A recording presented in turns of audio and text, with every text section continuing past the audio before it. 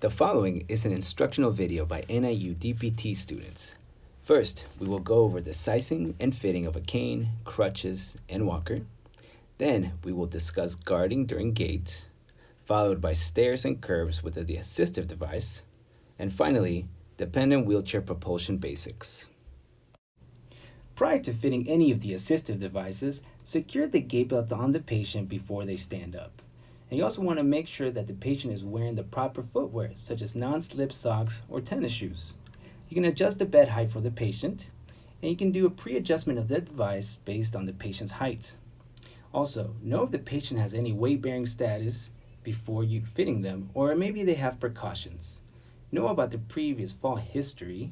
Screen the patient prior to fitting the device, including grip strength.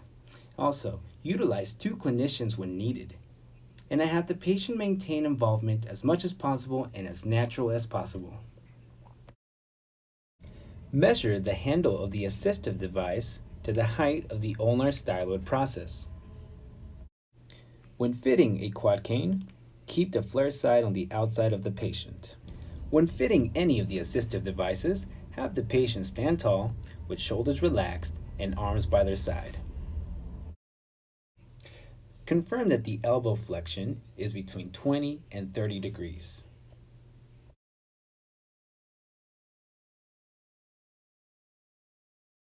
Check for any rocks under the shoes.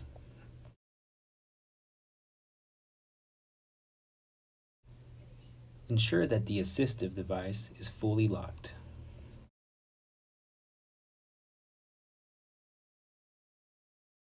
When fitting axillary crutches, there should be a 2-inch space between the axilla fold and axillary pads. The hand grip can be adjusted and should be adjusted after the crutch height is determined. It should be at the wrist crease or the ulnar styloid process with a slight bend of the elbow. There are a number of items to consider when you are guarding a patient that apply to situations across the board.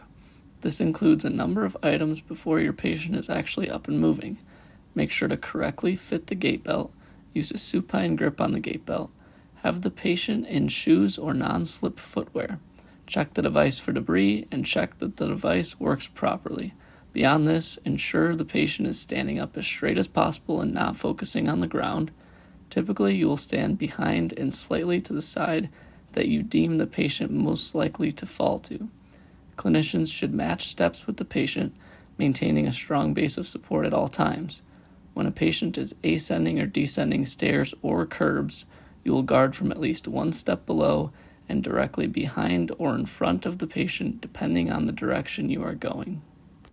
When using a cane, you will typically guard slightly posterior and towards the potentially affected side. Cue the patient as needed to ensure that they are not too close to or too far from the walker while advancing the device during ambulation. Instruct the patient to not rest with crutches and armpits, instead placing the axillary pads against their ribs. Whether the patient is using 1 or 2 crutches, you will typically guard from behind and towards the potentially affected side. Introduction to curbs general information. First, fit and use the gait belt for safety.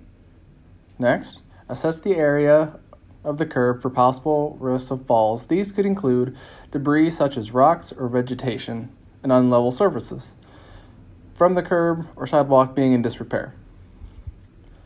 Use the appropriate device for the patient. This could include a cane, walker, or crutches. Be clear in your instructions for the patient for sequencing of the task.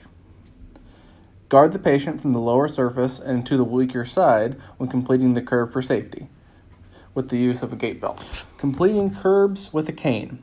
When ascending the curb, lead with the stronger or unaffected extremity first.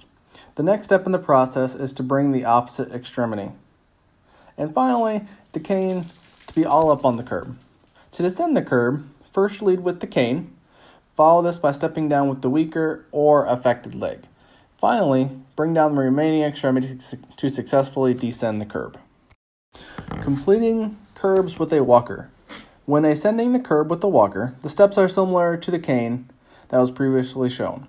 The exception is when ascending the curb, the walker will go first, followed by the stronger extremity, and finally the remaining leg will follow. In order to descend the curb with the walker will then again lead, followed by the weaker extremity, and finally the remaining leg.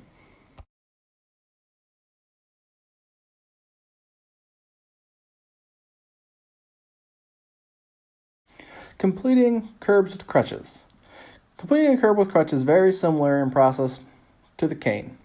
However, for patients to ascend or descend the curb is dependent in what their weight-bearing status is. This video demonstrates a patient who is able to bear weight through both extremities. The patient will lead with the stronger extremity and follow that by bringing up the crutches and finally the remaining extremity. In order to descend the curb, the crutches will first lead this time. The next step will be to follow with the weaker extremity, and finally the stronger extremity. When climbing stairs with an assistive device, you're thinking up with the good and down with the bad, with the clinician guarding from behind and to the less stable side. The patient first steps up with the non-affected lower extremity and is followed by the AD and the affected lower extremity. When descending, affected lower extremity and AD go down first, and the clinician is guarding in front of the patient, having a hand on the gait belt and a hand on the patient's shoulder. Bilateral axillary crutches on stairs followed the same general stairs principles with an AD. When a handrail is present, it should be utilized. However, sometimes a patient needs to train for situations in which no handrails are available, so we have demonstrated that here. When handrails are available, the patient may utilize the handrail with one upper extremity and hold both ADs on the opposite side. Both ADs may be stacked next to each other, or the displaced AD may be held perpendicular to the AD in use in a T position. Climbing stairs with a walker is less stable and should only be used if the patient is going to use a walker on stairs at home upon discharge. The walker may be folded, as seen here, or opened and positioned sideways with all 4 feet in contact. Walker on stairs follows standard AD principles of up with the good and down with the bad, but the clinician should take care to ensure patient stability. As you can see here, the patient's hand placement on the walker is wider than a cane or crutch might require. So this technique requires additional attention to detail for both the clinician and the patient.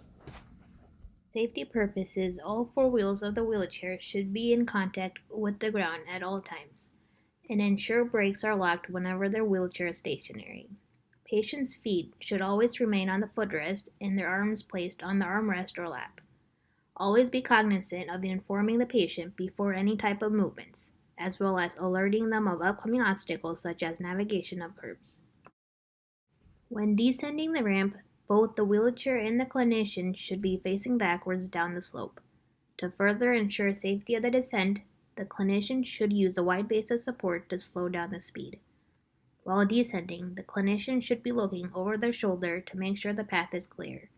The patient's hips should be touching the back of the seat, maintaining an upright trunk position. If the incline is steeper, a zigzag method, as shown, can be used to descend the ramp, while still using the previous instructions mentioned. When ascending, the clinician and the wheelchair should be facing forward, towards the direction of movement. To assist with movement, the patient's trunk should be slightly leaned forward while maintaining the hands on their lap. When navigating through a door that opens towards the patient, the wheelchair should be angled towards the door. When opening the door, one of the clinician's hands should be on the door handle while the other is on the wheelchair push handle. Upon opening the door, the clinician uses their foot to hold the door open while pushing the wheelchair through. When navigating through a door that opens away from the patient, in order to clear the wheelchair out, the clinician should back up to the door while opening the handle and keeping the door open with their foot.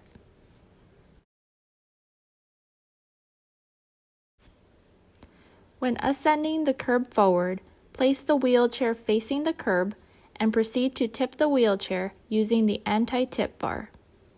Assure caster wheels clear the curb before lowering onto the sidewalk. The clinician should then use their hip and knee to help facilitate the drive wheels up onto the curb.